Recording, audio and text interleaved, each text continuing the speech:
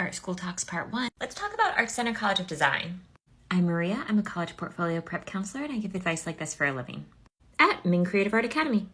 Okay, so if you're considering ArtCenter as a school, first thing to know is that it's a professional environment.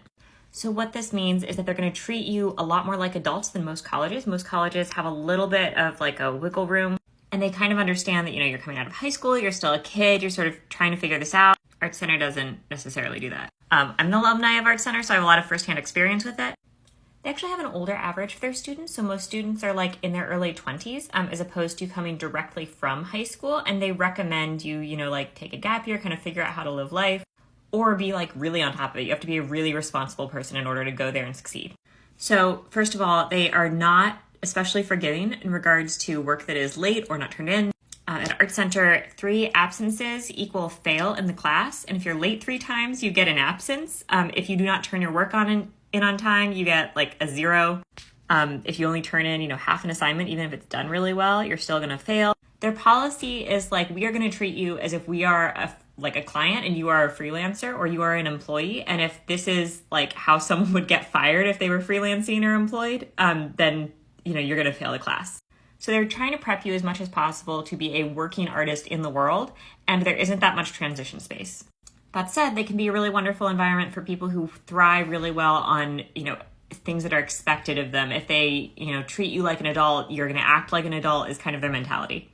There are no dorms, so you have to find your own apartment, which can be good or bad. When I went into ArtCenter, not having a dorm and like being able to live on my own with my cat was like a top priority for me.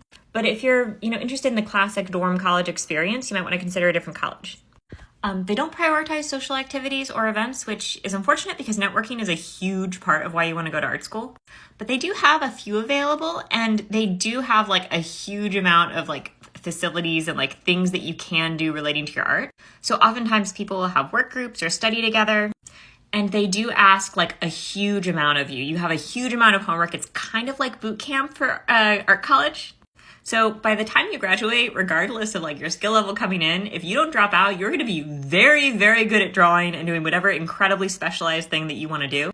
Because another thing about ArtCenter is that all of their majors are art specific, and you specialize in a niche called a track within that major. So for example, if you are an illustration major, you can choose to specialize in either design, fine art, painting, motion surface, entertainment arts, consumer products.